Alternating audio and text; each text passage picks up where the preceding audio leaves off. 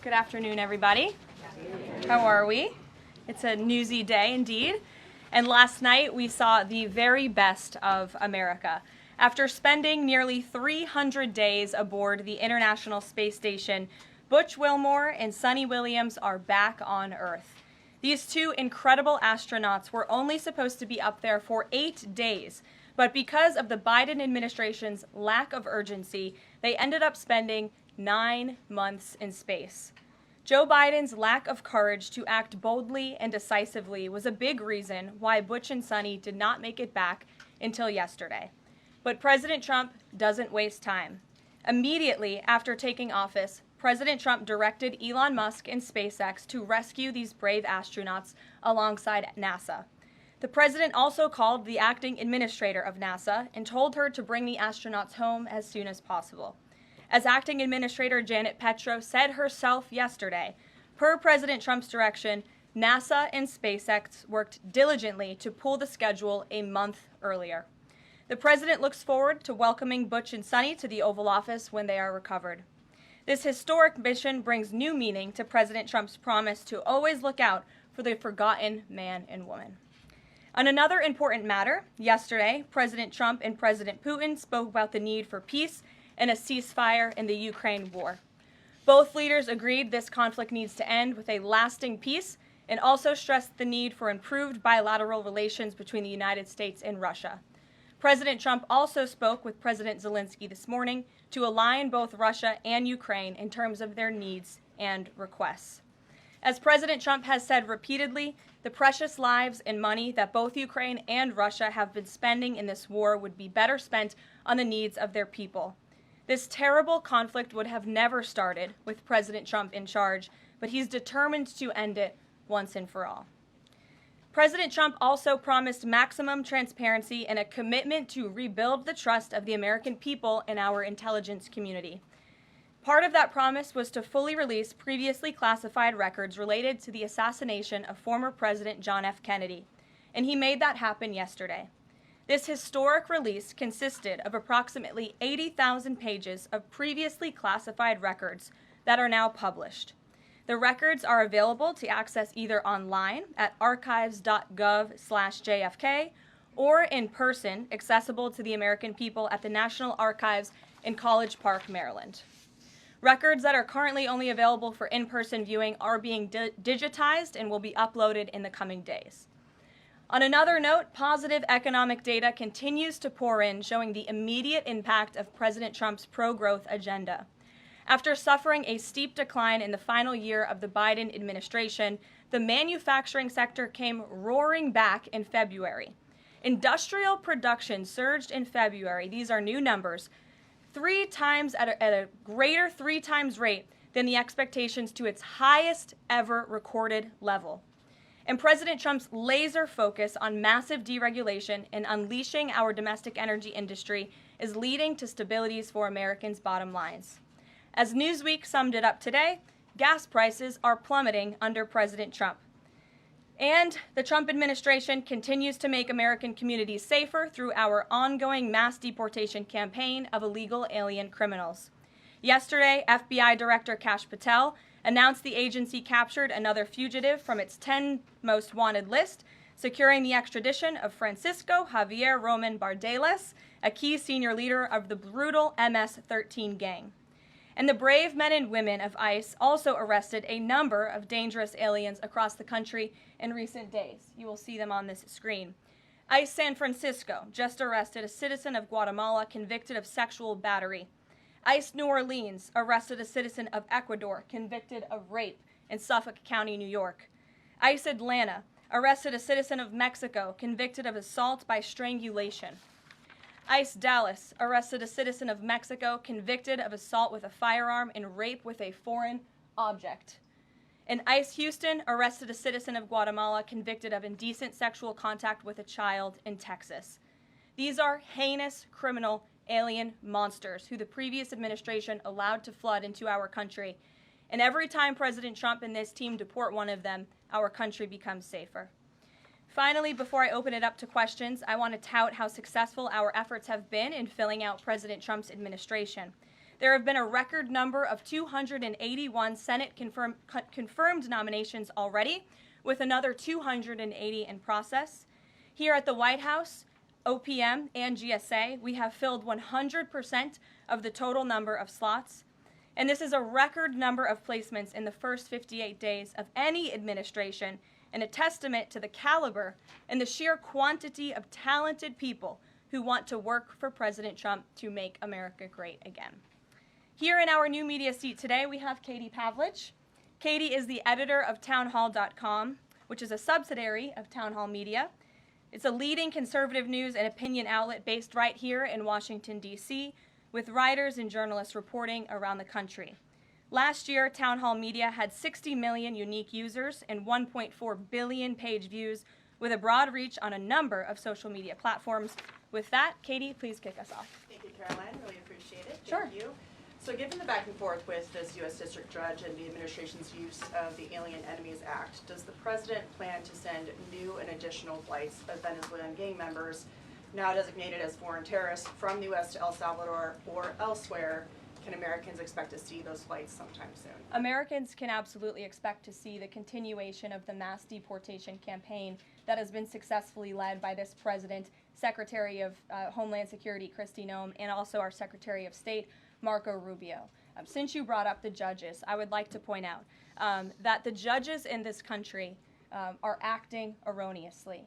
We have judges who are acting as partisan activists from the bench. They are trying to dictate policy from the President of the United States. They are trying to clearly slow walk this administration's agenda, and it's unacceptable. As the President said last night, we will continue to comply with these court orders. We will continue to fight these battles in courts, but it's incredibly apparent that there is a concerted effort by the far left to judge shop, to pick judges who are clearly acting as partisan activists from the bench in an attempt to derail this president's agenda. We will not allow that to happen. And not only are they usurping the will of the president and the chief executive of our country, but they are undermining the will of the American public, tens of millions of Americans who duly elected this president to implement the policies that are coming out of this White House. And then one more question. Senate Minority Leader Chuck Schumer said yesterday that he was united with Democrats in working against Americans who, quote, their attitude is, I made my money all by myself, how dare your government take my money from me?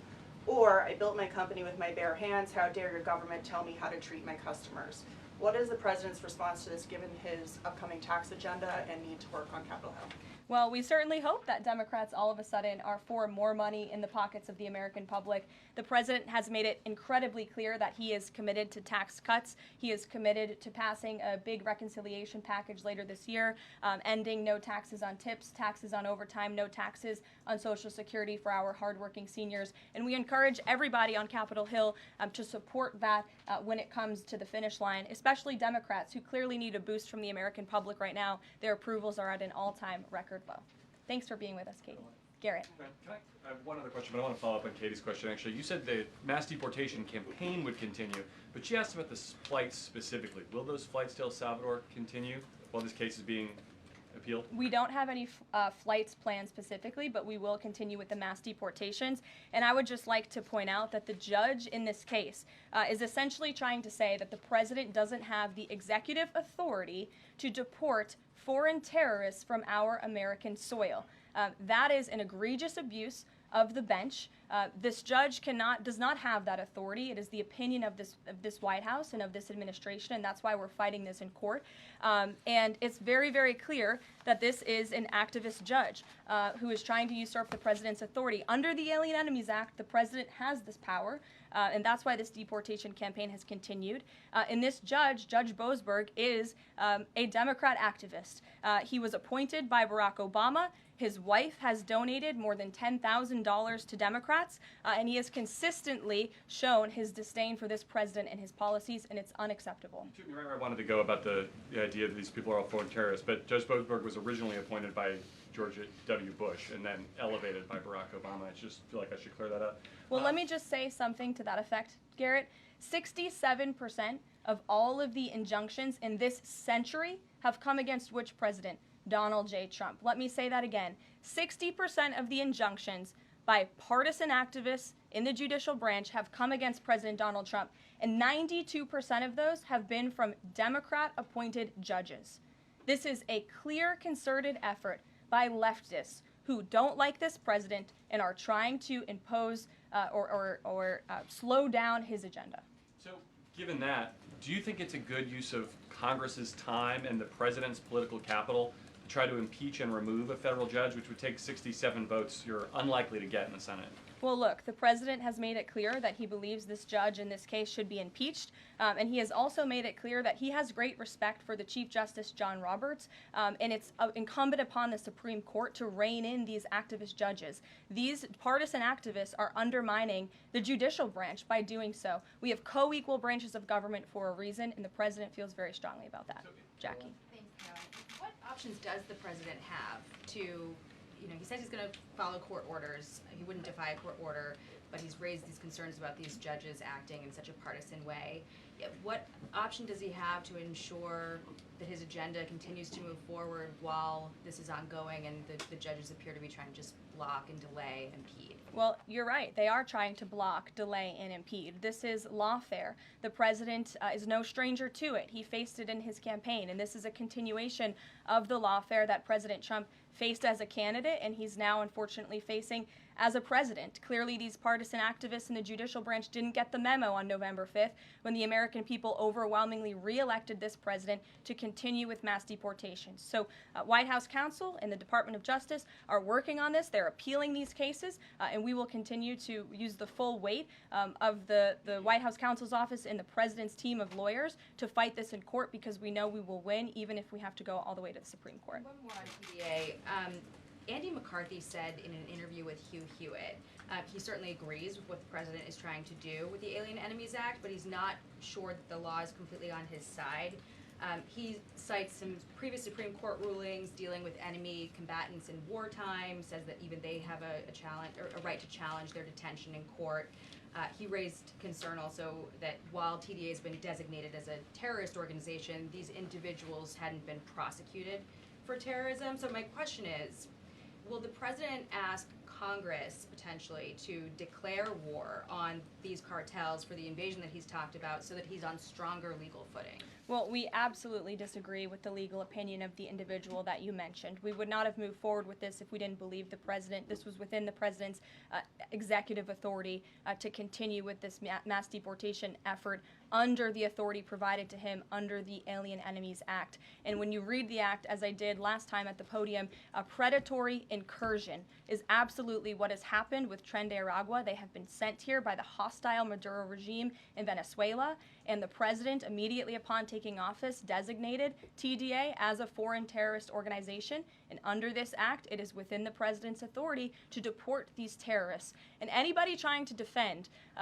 these terrorists who have now been sent off of American soil should talk to the families of the individuals who these heinous monsters have killed and have raped. If you talk to those families, they are so heartened by the president's decision to take tough action and to use his executive authority, something that no other president has been willing to do, because President Trump does what he says he's going to do, and he is deporting these foreign terrorists from American soil to secure our homeland, and he's within his rights to do that. Very quickly Jennifer. on Tesla. Very quickly on Tesla. There's a website that's trying to dox Tesla owners across the country and saying they're only going to take down personal information when people show that they've sold their cars. What's the administration going to do about that? I haven't seen that website, but we certainly think it's despicable, the violence that has taken place against Tesla, the company, its employees, and also just Americans who have chosen to drive an electric vehicle. Many of them are Democrats, by the way. Democrats were big supporters of Tesla and of electric vehicles until Elon Musk decided to vote for Donald Trump. So we would like Democrats to also come out and condemn this heinous violence that we have seen, and I believe the Attorney General has said she's investigating these incidents as acts of domestic terrorism. Jennifer. On Ukraine, can you say, is the White House going to pause foreign military aid or intelligence sharing with Ukraine, as Russia says it's pushing for? And then I have a follow-up on the Federal Trade Commission. Sure. When it comes to Ukraine, I do have a statement for you from the National Security Advisor and also the Secretary of State. First, I'd like to reiterate what the President said earlier following his call with President Zelensky this morning. He said he just completed a very good telephone call with President Zelensky.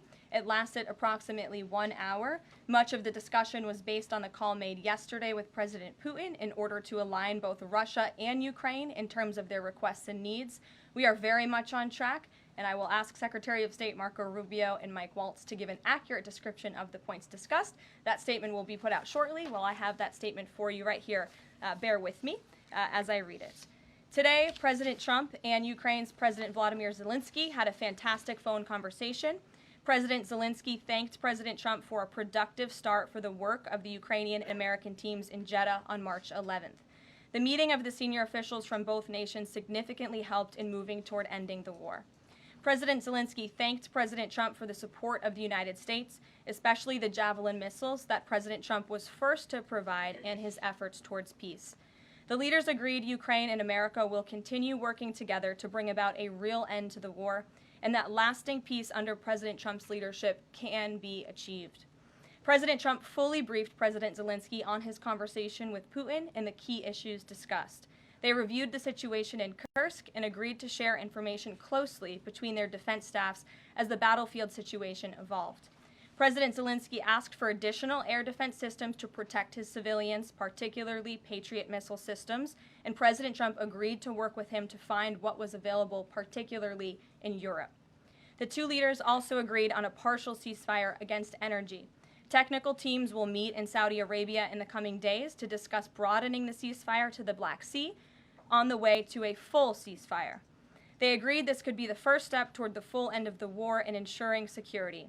President Zelensky was grateful for the president's leadership in this effort and reiterated his willingness to adopt a full ceasefire. President Trump also discussed Ukraine's electrical supply and nuclear power plants. He said that the United States could be very helpful in running those plants with its electricity and utility expertise. American ownership of those plants would be the best protection for that infrastructure and support for Ukrainian energy infrastructure. President Zelensky also thanked President Trump for continuing to push humanitarian concerns, including the exchange of prisoners of war. He noted they had just had a successful exchange and thanked the president for his leadership on that. President Trump also asked President Zelensky about the children who had gone missing from Ukraine during the war, including the ones that had been abducted, and President Trump promised to work closely with both parties to help make sure those children were returned home. They agreed all parties must continue the effort to make a ceasefire work. The presidents noted the positive work of their advisors and representatives, especially Secretary Rubio, National Security Advisor Mike Waltz, Special Envoy Kellogg, and others. The presidents instructed their teams to move ahead with the technical issues related to implementing and broadening the partial ceasefire. The presidents instructed their advisors and representatives to carry out this work as quickly as possible. The presidents emphasized that in further meetings, the teams can agree on all necessary aspects of advancing toward lasting peace and security. That is a lengthy statement that was just given to me, so thanks for bearing with me. Our office will, of course, provide this after. And as you know, as I just pointed out in the statement, the president's team of negotiators and national security experts will be heading to Saudi again later this week to continue working on and ironing out the details. But I would just like to emphasize we have never been this close to peace, and it's only because of President Trump that we are here. I think a couple of years ago, as you all reported on the war, it was incomprehensible to have a partial ceasefire in this conflict. And today, that is true because of the leadership of this president. So you said Mary. they agreed to closely share information between their defense staffs. Does that mean all intelligence sharing will continue? So the White House is rejecting Russia's request to pause that? Intelligence sharing in terms of defense for Ukraine will continue to be shared. Mary. Thanks, Caroline. I have two questions. One on the United States Institute of Peace and then on the Supreme Court, if that's okay. Sure. So on the United States Institute of Peace, this is a little bit wild. I understand the old president refused to leave after he was removed from his position. He barricaded himself in his offices, had to be escorted out by police, left the building without Wi-Fi, telephones, elevators, and more, and is now telling media that Doge broke in and illegally removed him.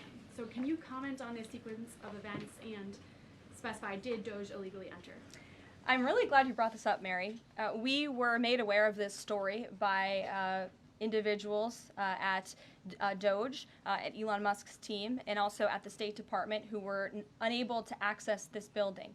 And it became very clear that there was a concerted effort amongst the rogue bureaucrats at the United States Institute of Peace to actually physically barricade themselves essentially inside of the building to prevent political appointees of this administration who work at the direction of the President of the United States to get into the building. There was a piece in the Daily Caller, thank you for sharing the truth on this, about what happened. Staff contacted the MPD in an attempt to prevent Doge personnel from entering. They barricaded the doors. They also disabled telephone lines, internet connections, and other IT infrastructure within the building. They distributed flyers internally, encouraging each other to basically prevent these individuals from accessing the building. I use this to say this is what Doge and this administration is facing. It's a resistance from bureaucrats who don't want to see change in this city. President Trump was elected on an overwhelming mandate to seek change and implement change, and this is unacceptable behavior. Thank you. And just really quick on the Supreme Court, I know it's been almost 3 years now since the leak of the draft Dobbs opinion to Politico, actually. A leak which sparked protesting outside the homes of the justices and even brought on one attempted assassination attempt. I know Justice Alito said that it made the justices targets for assassination, but yet the Supreme Court has not tracked down any leaker. Does the White House have interest in finding out who that leaker was, and can you comment on that at all? I know generally speaking the president has an interest in finding leakers and he believes it's unacceptable, and it's the position of this administration. You've seen the Secretary of Homeland Security has taken tough action at her agency. Leaking is unacceptable to this president and to the leaders across the board in this cabinet, especially when it puts people in harm's way. Sure. Thank you, Caroline. A mom whose daughter was forced to change in a locker room with a biological male at school filed a complaint with the DOJ. How will the Trump DOJ deal with violations of President Trump's orders protecting women and girls like this? I would defer you to the Department of Justice on that specific case, but the president has made it incredibly clear that it is the policy of this administration that there are only two genders, male and female, only two sexes rather, male and female, and that we are not going to tolerate such behavior by men pretending to be women. The president will continue to strongly stand for the rights of women and girls, not just in sports and on athletic fields, but also in private spaces like locker rooms and bathrooms. Sure. Go ahead. Thank you. On the FTC, two quick questions. Can you explain the president's thinking in his decision to fire the two Democratic commissioners, especially given that Mark Meadow is on track to be confirmed next week and there would be a Republican majority? My biggest question is why now? Sure, because the time was right to let these people go, and the president absolutely has the authority to do it, and they were given ample notice in a letter that I believe your outlet reported on, so it pretty much explains exactly why this administration chose to let those individuals go. Is the ultimate goal to get this to the Supreme Court to try to overturn the 1935 precedent? The goal was to let these individuals go. If we have to fight it all the way to the Supreme Court, we certainly will. Rachel. Back to those deportation flights to El Salvador, can the administration provide any more details on how authorities determined that each of those men were in fact members of a gang?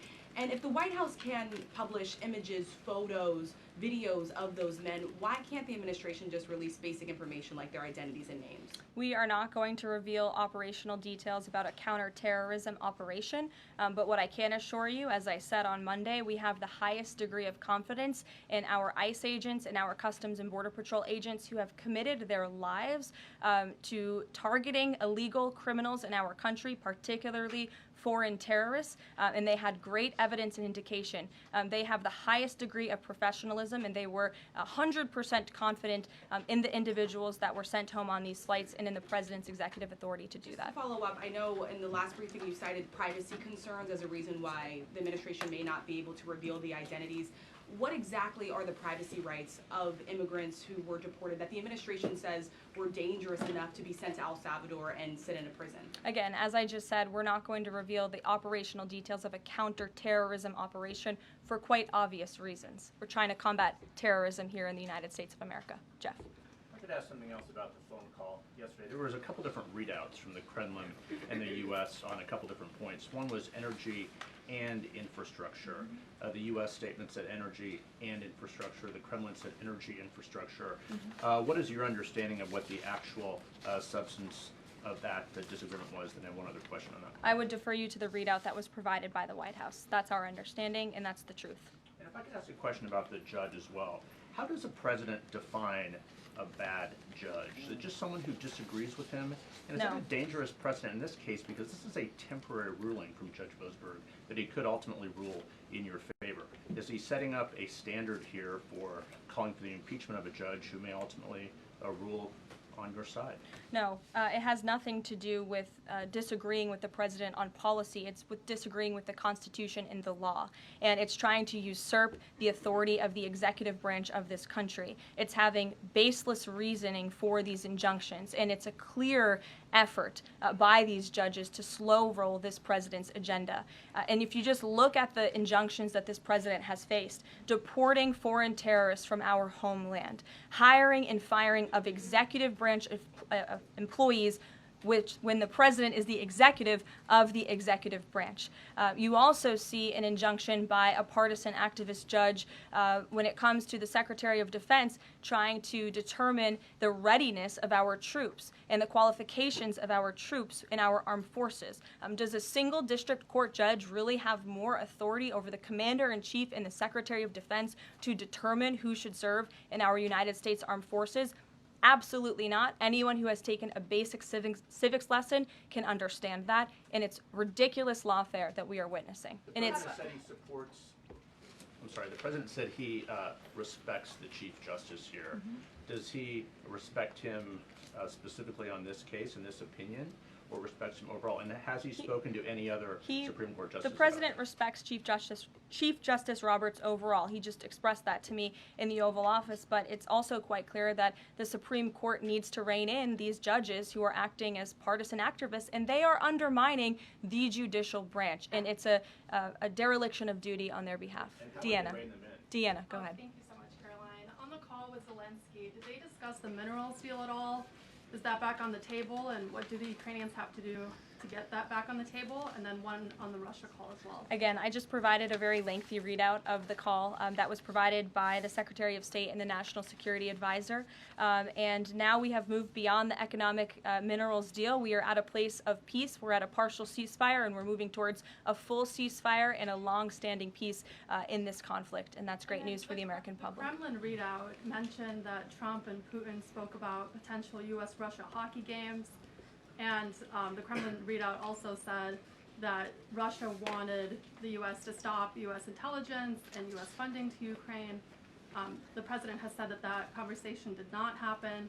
Just wondering if you can get us any more clarity on that. And also, again, if it's energy infrastructure or if it's energy and infrastructure, because I think there is a big difference between that. Again, as for the readouts of the call, I would defer you to ours. And when it comes to the topic of hockey, it did come up. However, we're more interested in securing a peace deal than scheduling hockey games right now. Sean. Hey, about the deportation flight. So was it the president himself who directed the planes to stay in the air after the judge ordered them to turn back? The president invoked the Aliens Enemies Act with a proclamation, which then directed the Department of Homeland Security and the Department of State to move forward with the plan of action. And as I said yesterday, all of the planes that were subject to the judge's written order took off before the order was submitted in court. I was asked and answered that question multiple times yesterday. Kate, go ahead.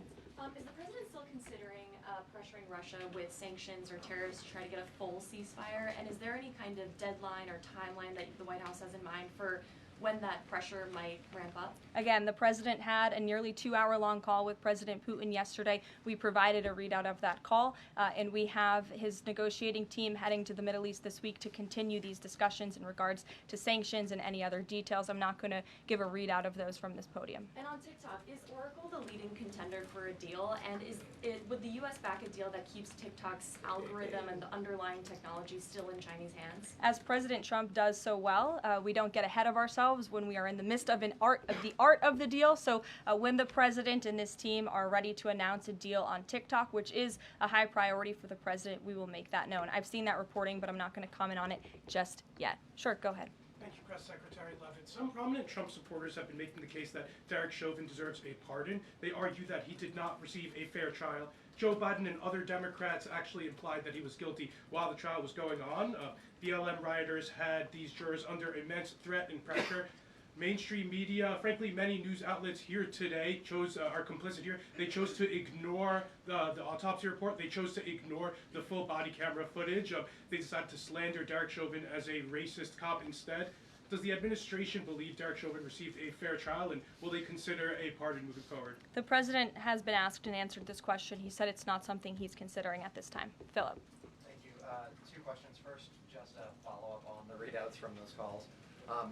When it comes to the discrepancies between the U.S. and Russian readout of that call between President Trump and Putin, is it the president's assessment that something is getting lost in translation, or does he believe that the Russians are trying to play games here? Nope. The president believes in his team that put the readout out, and he also put his own out on Truth Social. We've been incredibly transparent about all of the president's calls with foreign leaders, and again, I would defer you to the readout. And then following up Michael. on... Thank you, Karoline. White House said yesterday that gas prices across the U.S. have fallen for the fourth straight week. 34 states now seeing gas under $3 a gallon. This limited ceasefire with Ukraine regarding oil refineries, energy, will that affect gas prices here in the U.S.? Well, it's certainly the president's hope that gas prices will continue to fall, and he's working every single day to ensure that we do. As you just mentioned, there's been very encouraging data. Inflation is cooling and gas prices are falling. The president has established a National Energy Dominance Council, and it's ultimately the president's goal. And this administration is working hard on it every single day to increase our energy production right here in the United States of America, to have it Trump energy boom like we saw in our first term, which will not only lead to lower fuel prices here at home, but also lessen the rate of inflation that was created by the previous administration. One more on Tesla, Caroline. Tim Walz, Governor Walz, saying last night he frequently checks Tesla stock.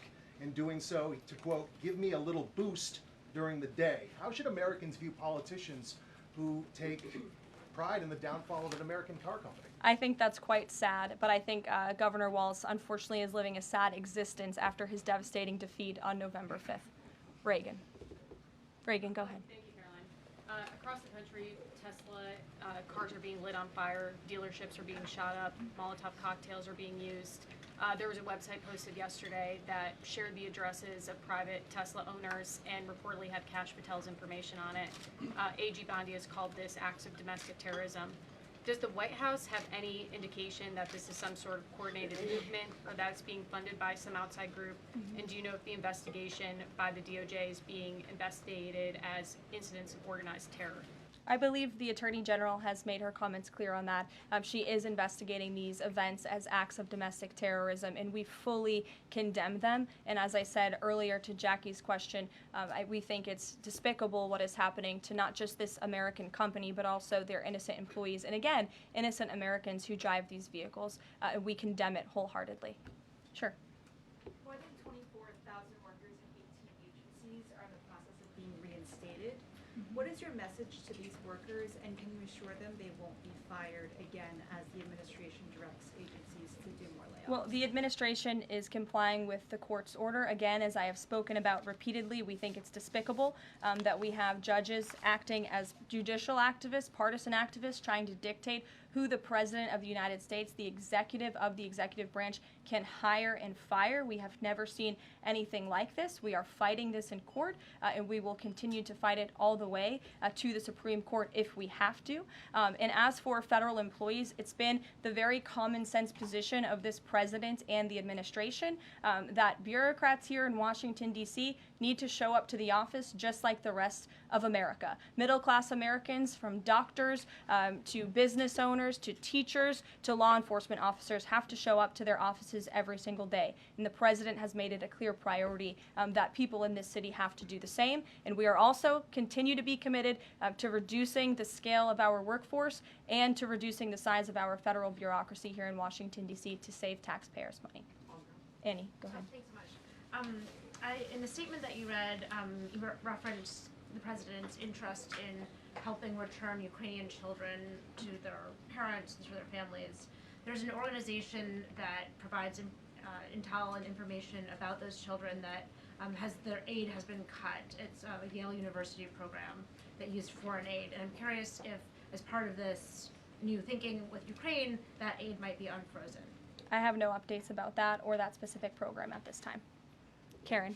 Thanks, Caroline. Just to follow up on your answer to the question on the minerals deal, you said that the White House has moved beyond the minerals deal. What does that mean? Is that no longer on the table? Nope. It means the minerals deal was that first set of framework that you all saw in that very public meeting with President Zelensky and President Trump in the Oval Office. We are now focused on a long-term peace agreement. As you know, on that deal, or that meeting between President Zelensky and President Trump, the Ukrainian president at the time wasn't talking about a greater peace deal. We are now at that place where we are talking about that. So we've moved beyond just the economic minerals deal framework, and we're looking at a lasting ceasefire. Right now we're at a partial ceasefire, but again, the president is sending his highly skilled, intelligent, and experienced team to Saudi Arabia later this week to continue fighting for peace in this conflict. And I would just reiterate one more time, we have never been closer to peace than we are today. Thank you very much, everybody. We'll see you later. Caroline, you Israel Gaza question?